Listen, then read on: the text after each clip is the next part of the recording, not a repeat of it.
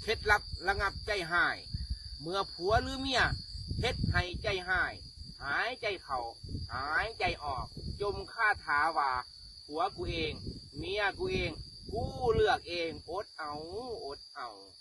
เมื่อลูกเฮ็ดให้ใจหายหายใจเข้าหายใจออกจมคาถาว่าสายเลือดกูนิสัยคือกูอดเอาอดเอาเมื่อหัวหน้าเฮ็ดให้ใจหายหายใจเข้า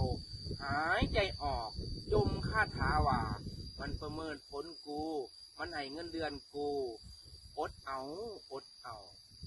เมื่อลูกค้าเฮ็ดให้ใจหายหายใจเข้าหายใจออกจมคาถาว่าเงินในทงมันเอามาอยู่ทงเฮาอดเอาอดเอาและก็ยิ้มเฮาก็สิใจดีขึ้นมาทันทีลองเบิ่งเด้อ